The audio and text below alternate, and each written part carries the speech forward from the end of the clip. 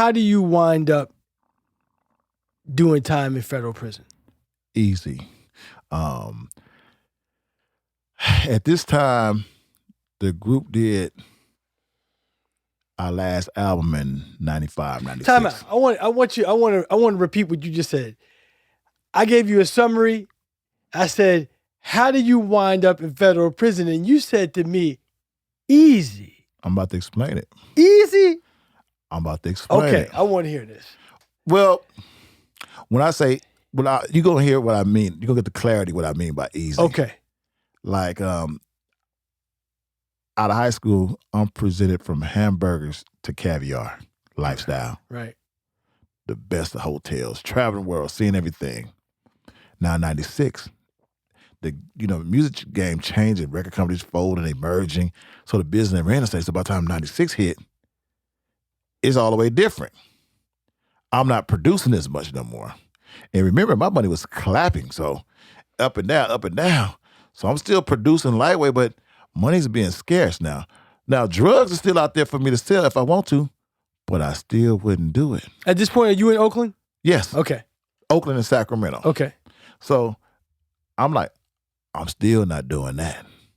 But what happened was I knew somebody who was had a plane ticket hookup. Talk to me about that. Like, you just get a hookup. Hey, I'll get you a plane ticket for cheap, blah, blah, blah. Using people credit card numbers.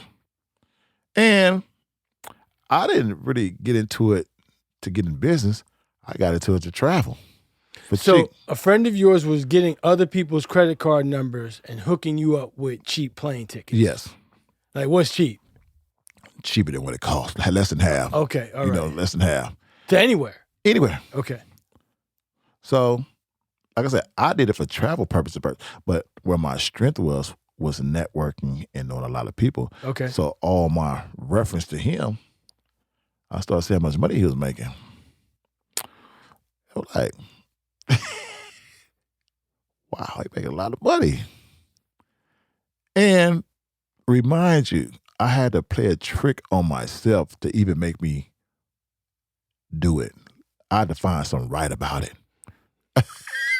It sounds like you did. I mean, based on what you told me about yourself. Yeah, I had to find something to trick my mind to make me feel comfortable.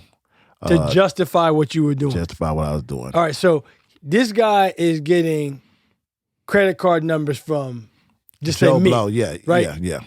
Buying plane tickets. Right. That didn't cost him anything. No. And was making money off of you who was buying it for a fraction of the cost. Yes. Right? All right, so you saw how much money he was making doing that. Right. What did you want to do with your network of people when you saw that hustle? To be honest, I don't even know how I even decided to get into it. I just end up into it somehow. One day, me and Raphael, we traveled on one of them hookup tickets, right? We was on our way to Phoenix All-Star game. So this time when they was mailing you the tickets. So this is how far it's Yeah, wow. It was mailing you. So we had our ticket. It was mailed to us. So we on our way to the ticket counter to check in, and saw these two cops just walking alongside. I ain't think nothing of it, So we got to the counter, and we gave our IDs, and the lady was looking all tripped out, and she said, "Hold on." So I ain't tripping. And the police walked up and said, "Hey, your name is Elijah?" "Yeah."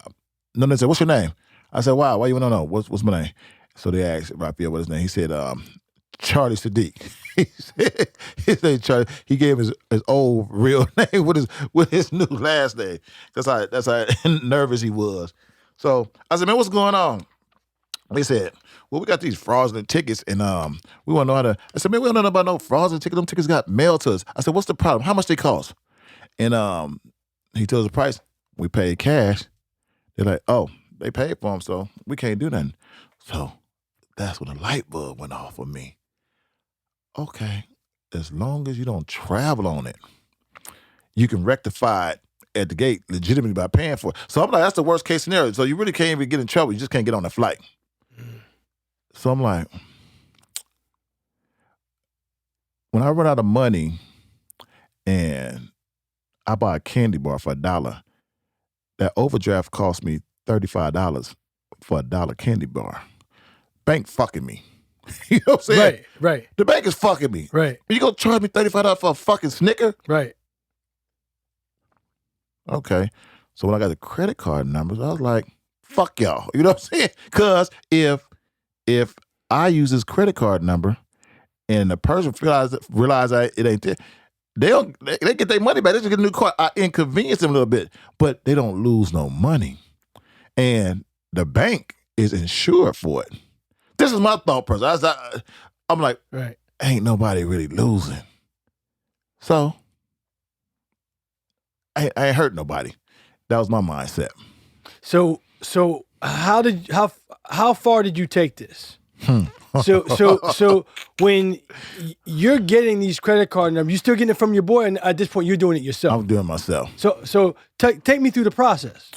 Man, you know, Oakland is a hustler paradise, so you can get anything you want in Oakland. So I know a lot of people, and I just knew somebody I had different people who were selling me credit card numbers, and I just get them in stacks. Because that was back in the day where if you're at a department store and you run your credit card, the whole number is there. Yeah. And at that time, they asked you for all your extra information. No, they just asked you for the number. That's it.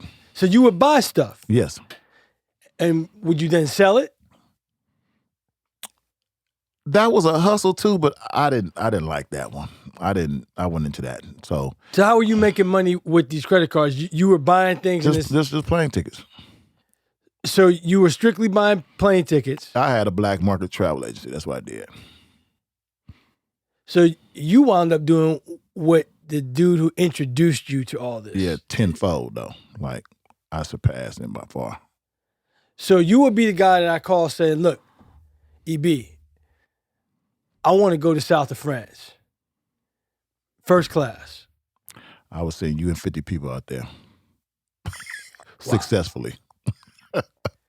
For a fraction of the price. If a ticket costs $999, I'm only charging you $250.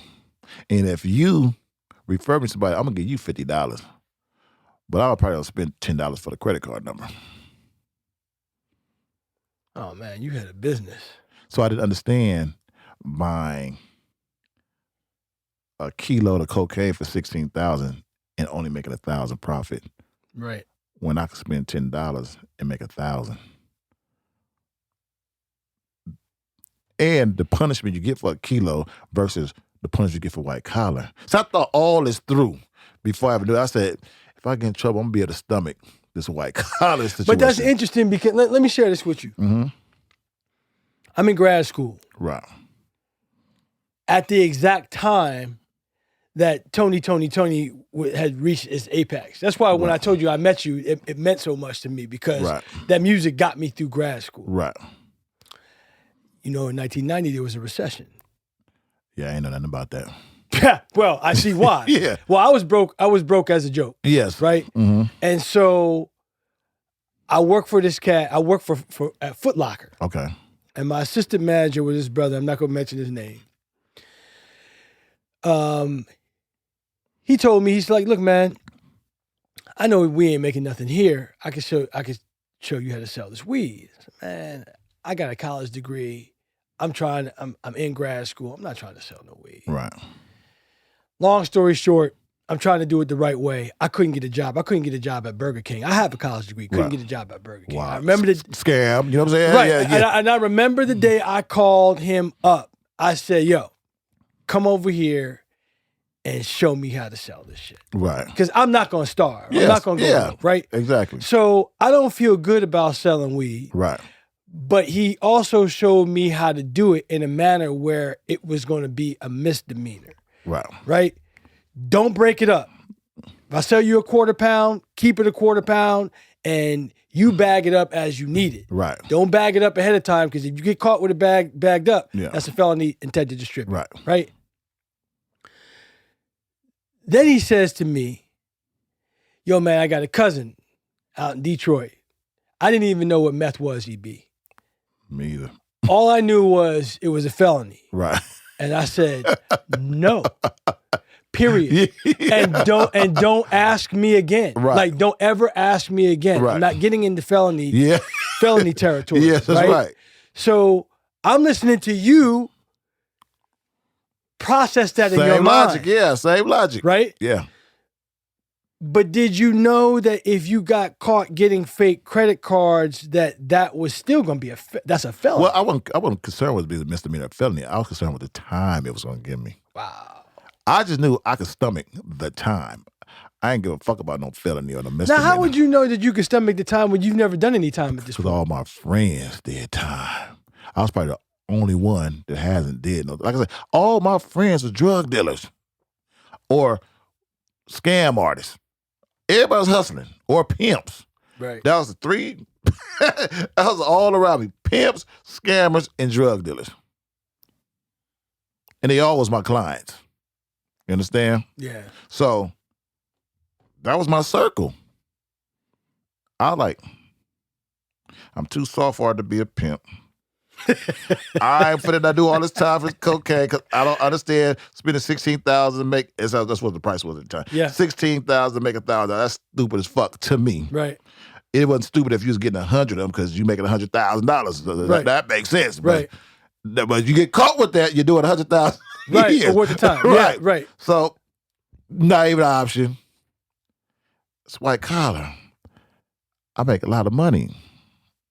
I may do 6 months to a couple of years. So because let me ask you this, because you knew it was white collar, did you know you weren't going to state penitentiary if you did get caught and that you were going to federal? Because those are two different worlds. Right. I knew what federal was, but I didn't know what federal was. I knew it, judges know jail. I ain't want to go neither one of them. But remember, all my friends, even the weak ones, survived state penitentiary and came home. The ones I beat their ass at the drop of the dime. Like, suckers to me for real. Mm-hmm. All came out unscathed. So it wasn't no doubt in my mind if they could make it in there, I couldn't. So that wasn't even an issue with me because the streets and jail is the same thing. You got the same personalities on the street as you got in jail. If you're not finna get along with these people, or you don't go over there. You know what I'm saying? Don't even intertwine with them because you already know chances are y'all get into it. It was just stay to yourself, mind your business, and intertwine what you intertwine with. You know.